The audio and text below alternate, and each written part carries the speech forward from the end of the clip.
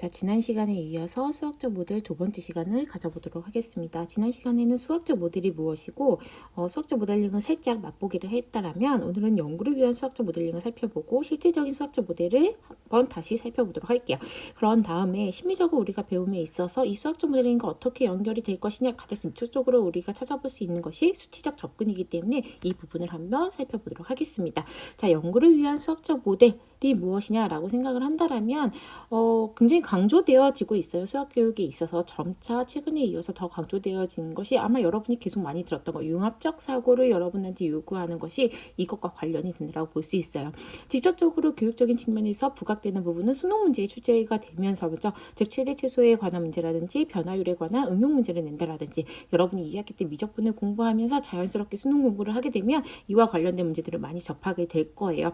이거 외에는 없느냐? 아니에요. 수학 과제 탐구로 교육 과정이 아예 편제가 되었다라는 거죠. 즉 우리 학교만 과제 연구를 하는 것이 아니라 다른 학교에서도 과제 탐구를 하고 있고 이 부분에 있어서 이 수학적 모델링의 이해를 바탕으로 둔다라고 아예 교육 목표에 두어졌기 때문에 우리는 수학적 모델링에 대해서 이해가 반드시 전제가 되어야 되고 고등학교 수준의 수학에 머물러 있지 않고 심리적을 공부함으로써 대학 수준에 있어서의 미적분을 공부해서 보다 더 우리가 폭을 넓혀서 연구를 할 수 있는 유용한 팁을 받을 수 있겠죠. 그런 측면에서 우리 한번 살펴보도록 할게요.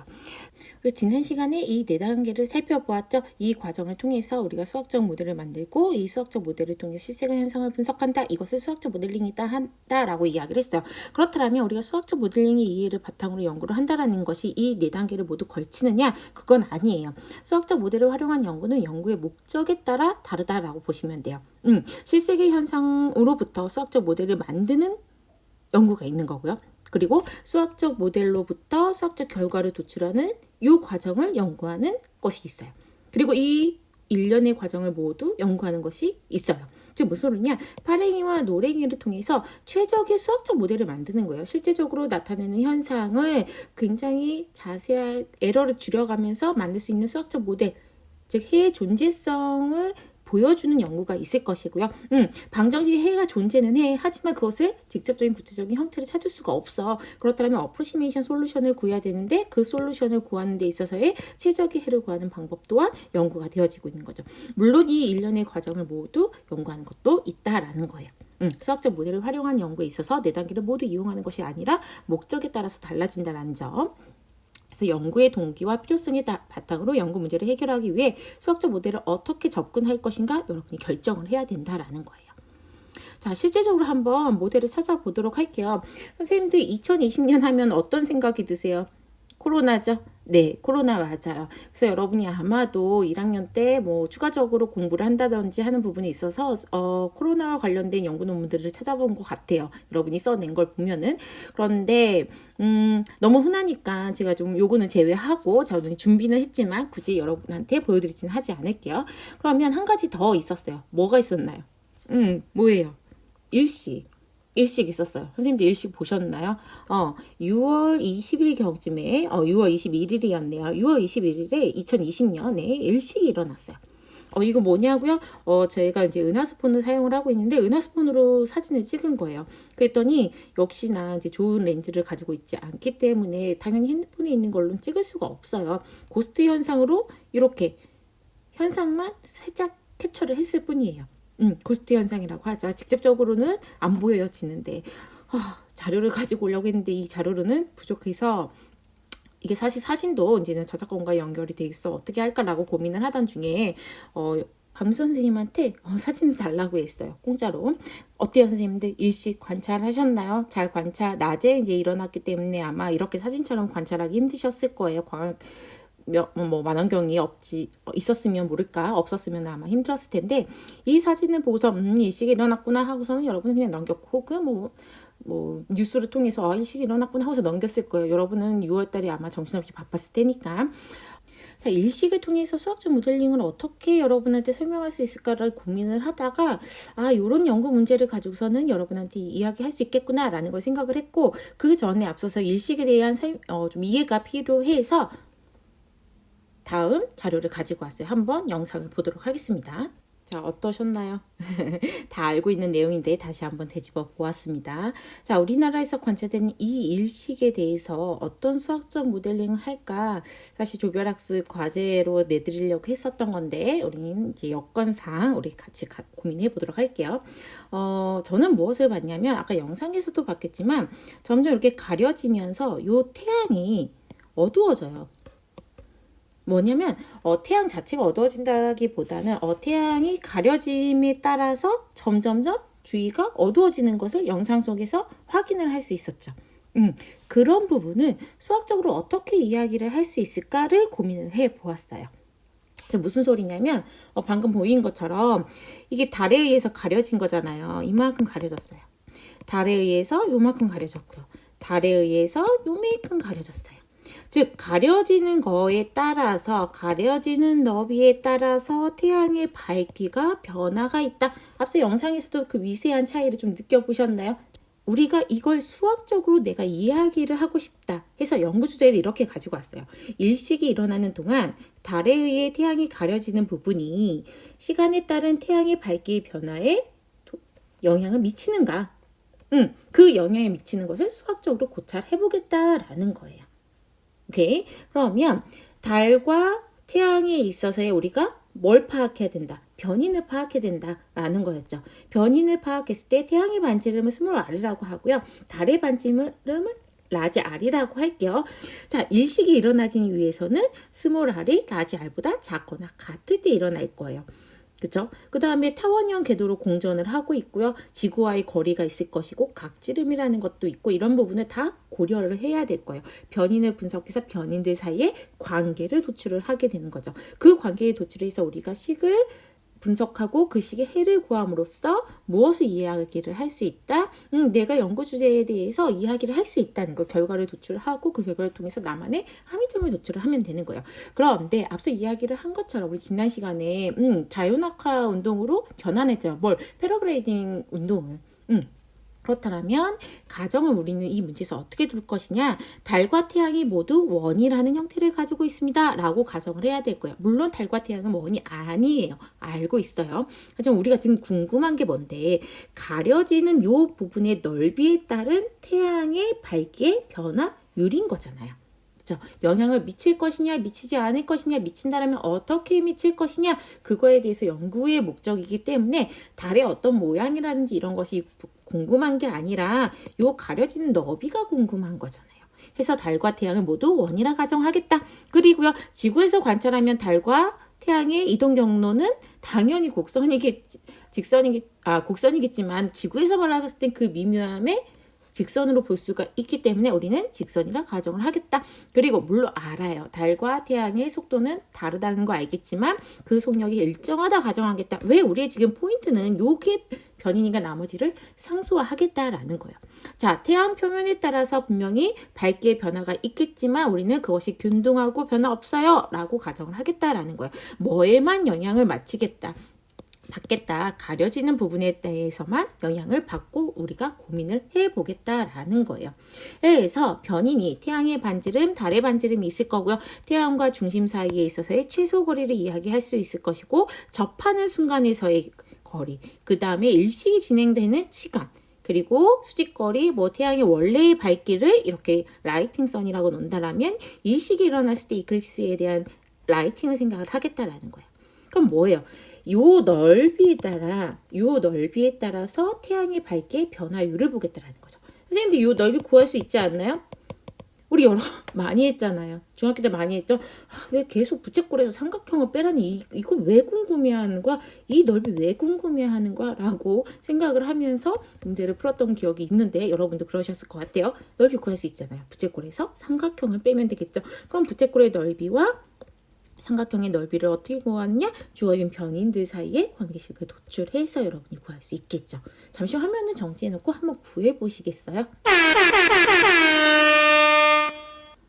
아마 어려워요. 선생님들 좀 구하기 힘들었을 거예요. 뭘 어떻게 해야 되는 거지? 라고 했을 때 여기서 여러분 변인을 한번 보세요. 뭐예요?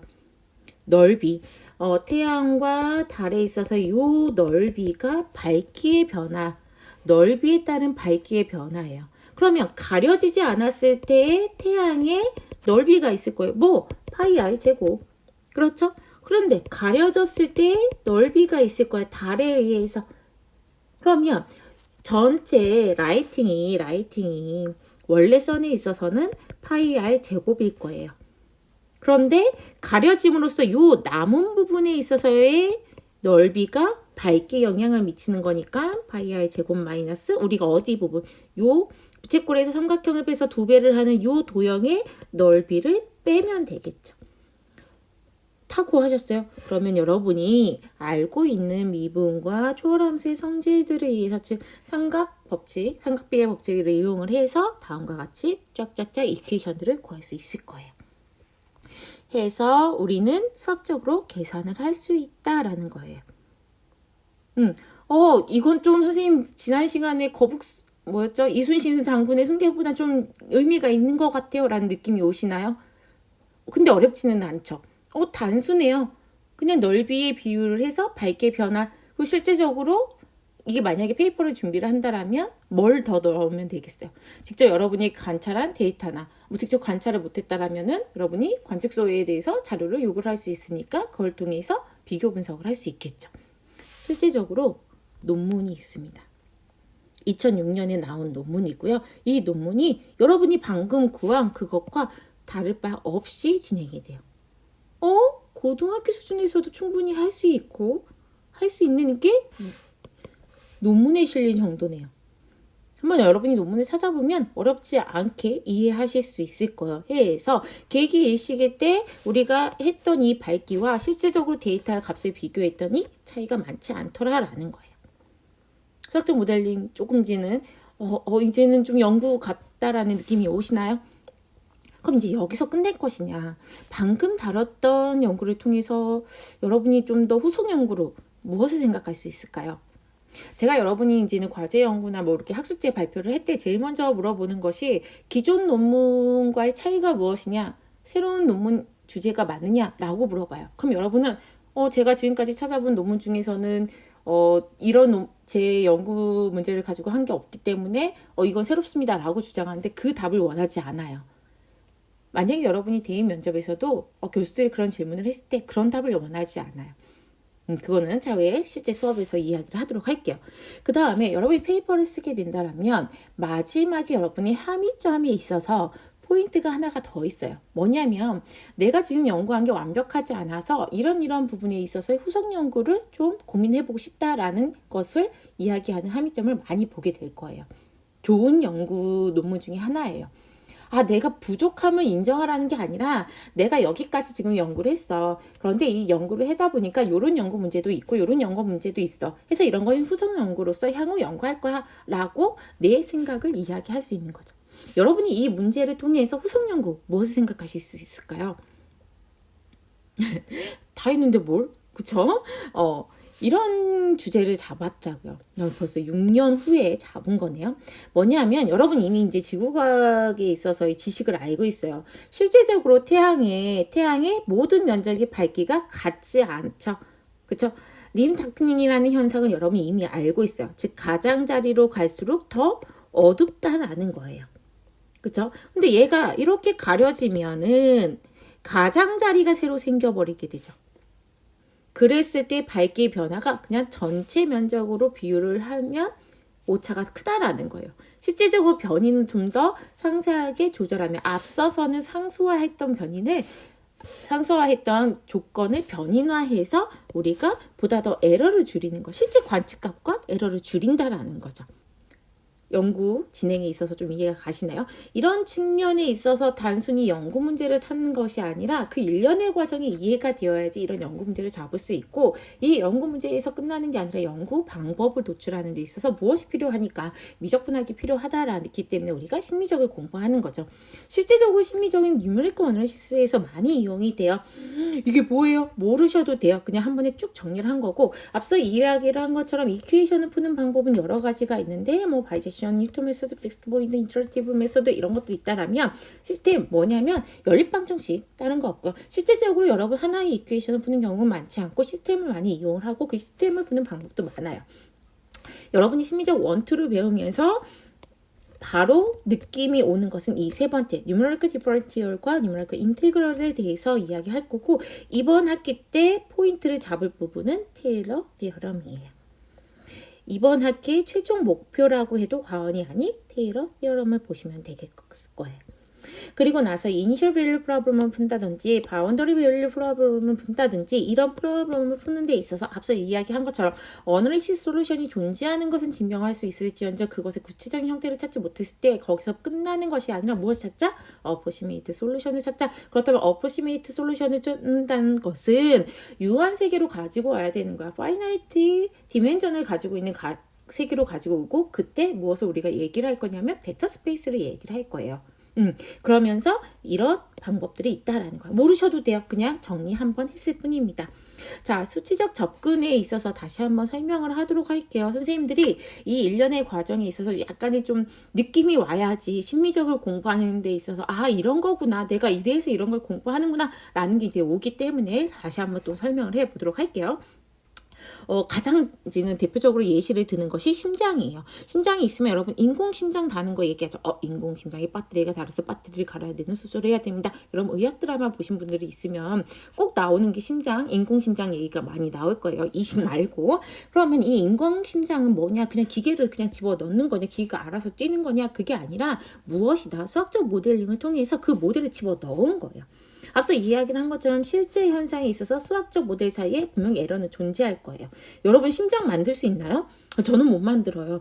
만들 수 있는 사람 없을걸요? 아직까지는 못 봤어요. 못 만들어요. 하지만 인공심장을 만든 사람이 있어요. 인공심장 만든 사람 보실 수 있어요. 찾아갈 수도 있고요.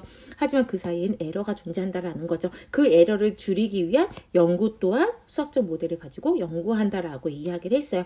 그런데 이 인공심장의 시뮬레이션 모델을 만들었을지언정 그 모델의 해는 존재를 했지만 그 해를 구체적으로 찾을 수 없다. 어널리시스 솔루션을 찾을 수 없다. 무엇을 찾자? 어프로시메이트 솔루션을 찾자라는 거예요.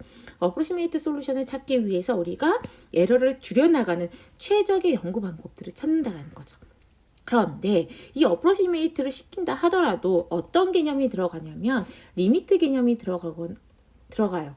거기서 무한대로 보내거나 아니면 0으로 가까이 보내거나 무언가 보내고 그것이 뭐예요? 한없이 가까이 간다. 한없이 커진다라는 유한의 세계가 아니에요. 하지만 우리는 결과값이 도출하는 데 있어서 평생, 이 지구가 멸망할 때까지 돌릴 수 있는 건 아니기 때문에 유한의 세계로 가지고 와야 되기 때문에 컴퓨팅 세계에서의 에러도 존재할 수밖에 없다. 즉 크게 에러가 3개나 존재하고 그 에러를 줄여나가는 측면을 본다라면 이 일련의 과정에서 숨어져 있는 것이 여러분 심리적 시간에 배우는 것들입니다. 심리적 시간에 배우는 것들입니다. 그래서 캘큘러스에서 시퀀스, 즉 수열의 수렴성과 급수의 수렴성에 대해서 이야기를 할 거고, 당연히 미분과 적분에 대해서 이야기를 할 거고, 이미 배운 거지만 중간값 정리라든지 평균값 정리라든지 픽스드 포인트 피어럼이라든지 라는 것들을 기초로 그 개념과 원리를 이해해서 여러분은 테일러 피어럼을 완벽히 이해를 하는 것이 이번 학기의 궁극적인 목적이에요. 오케이. 당연히 매트리스와 벡터 스페이스, 아까 뭐예요? 유한 세계로 가지고 와야 되는 이론 때문에 그냥 무작정 가지고 올 수 있는 게 아니에요. 스테빌리티를 우리가 보장을 해야 되기 때문에 수학적인 근거 자료를 가지고 와야 된다라는 거죠. 심리적을 배우는데 굉장히 깊게 배우는 이유를 좀 이제 이해를 하실까 좀 생각이 드네요.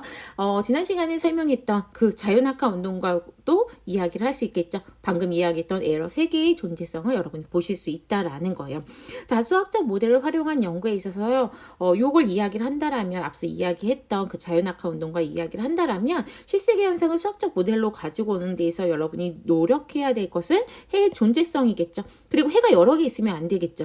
선생님들 인공심장의 모델을 만들었는데 이리 뛰고 저리 뛰고 하면 인공심장의 의미가 없잖아요. 심장 박도수는 그 사람에 맞게끔 하나로서 통일이 되어야 되는데, 그렇죠? 그리고 실세계 현상과 수학적 모델 사이에서의 에러를 줄여나가는 거를 우리가 연구를 한다라면 수학적 모델과 수학적 결과의 이 노랭이와 파랭이의 관계에 있어서의 최적의 해를 구하는 연구는 무엇이냐면 해의 존재를 봐야겠죠. 뭐에 대한 어프로시메이션 솔루션이 존재하는가를 보고 그것 또한 유니크하게, 여러분 이제는 수열의 수렴을 배울 때 수렴에 대해서 있어야 수렴값이 2개이거나 3개이거나 5개이면 의미가 없다라는 거예요. 그건 수렴한다라고 표현할 수 없겠죠. 하나로 수렴하고 그 수렴값을 우리가 고민하는 거예요. 그리고 앞서 이야기를 한 것처럼 수학 세계로 가지고 오는 거예요. 수학 세계로 이제 가지고 온 상황에서는 스테빌러티를 항상 고민을 해봐야 돼요. 여기서의 스테빌러티는 우리가 수학 세계에서의 스테빌러티예요. 또한 컴퓨팅으로 갈 때의 스테빌러티도 또한 체크를 해야 돼요. 이 스테빌러티가 여러분이 주요 관건이다. 선생님 이런 건 어떤가요? 물론 우리가 심리적 시간에 배우지는 않겠지만 심리적에서 배우는 이론들을 바탕으로 이런 것들이 증명이 된다. 당연히 에러를 줄여나가는 것 또한 연구의 한 목표이겠죠. 그래서 우리가 심화미적분학 1, 2에서의 우리가 무엇을 배울 거냐면 그 전까지 여러분이 수학하면 열심히 선행하거나 열심히 수업을 듣고서 그 내용을 바탕으로 문제를 풀고 여러분이 항상 짜증난다라고 하는 그 힐러 문제를 푸는 것을 목표로 잡았다면 우리는 그 목표라기보다는 개념과 원리를 이해하는 것을 목표로 삼을 거예요. 그리고 고등학교 수학과 대학교 수학의 가장 큰 차이점은 직관적 사고를 넘어선 형식적 사고에 있어서 여러분이 수학을 접근해야 된다라는 거예요. 그래서 어려워요. 수학 내용이 어렵다라기보다는 이러한 고등 수학적 사고를 요구하기 때문에 어려운 거예요.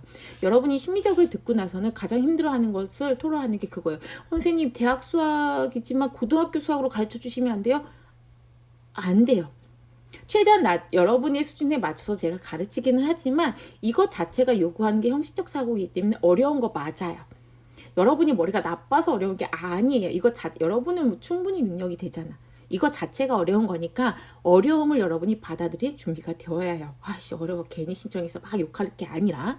그 다음에요, 논리적 사고, 즉 여러분이 증명 과정에서 1학년 수학에서는 아마도 이렇게 증명해도 그냥 넘어갔을지언정 지금 이제 그게 안 된다는 거죠. 그 논리적 사고도 중요하고 우리가 계속 강조되고 있는 융합적 사고도 함양을 하는 것이 이번 수업에서의 목표예요.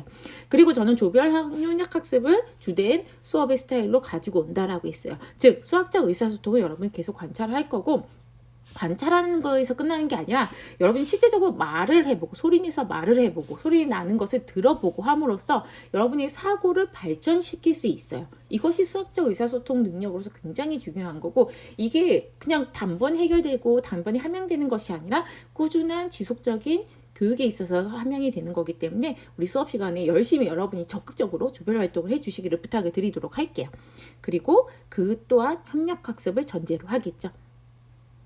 자, 이번에 출석 과제입니다. 출석 과제가 1학년에 비해서 갑자기 난도가 높아져서 여러분이 좀 힘들겠지만 그래도 공부의 일환이기 때문에 해주시기를 부탁을 드리도록 할게요. 이 4가지 이퀘이션을 제가 결과만 보여드렸고 그 과정을 보여드리지 않았지만 과정이 어렵지는 않아요. 여러분 혼자서 못한다라면 친구들과 한번 머리를 맞대고선 해보시기 부탁을 드리고, 그럼에도 불구하고 더 힘들다라고 하면 논문 찾아보면 아마 좀 자세하게는 안 나왔다 하더라도 그 과정이 나와 있을 거예요. 그랬던 걸로 기억은 나는데 한번 찾아보셔서 그걸 통해서 여러분이 직접 유도해보는 것을 해보셨으면 좋겠어요. 틀려도 괜찮습니다. 이거 지금 시험만 한 게 아니라 여러분이 우리가 수업을 듣고 나서 공부하고 있습니다 라는 것을 체크하기 위한 거니까 너무 겁내지 않으셨으면 좋겠습니다. 이 화면은 캡처 가능하고요. 캡처한 후에 여러분이 출석 과제 해주시길 부탁을 드리도록 할게요. 자, 오늘 수업은 여기까지고요. 수학적 모델링에 대해서 사실 이게 수학적 모델 하나만 가지고도 수업을 1년 내내 할 수 있는 주제인데 집약적으로 설명을 해서 선생님들이 멍 때릴 수도 있을 것 같아요. 어렵지 않은 걸로 여러분이 인지를 하시고 내가 지금 심리적을 공부하는 데 있어서 이 1년의 과정의 베이스를 공부하는구나 라는 것으로 여러분이 이해를 하신다라면 이번 수학적 모델링 수업의 성공적인 결과가 아닐까 생각이 듭니다. 우리는 이제는 수업 시간에 실시간으로 대면으로 만나 뵙도록 하겠습니다.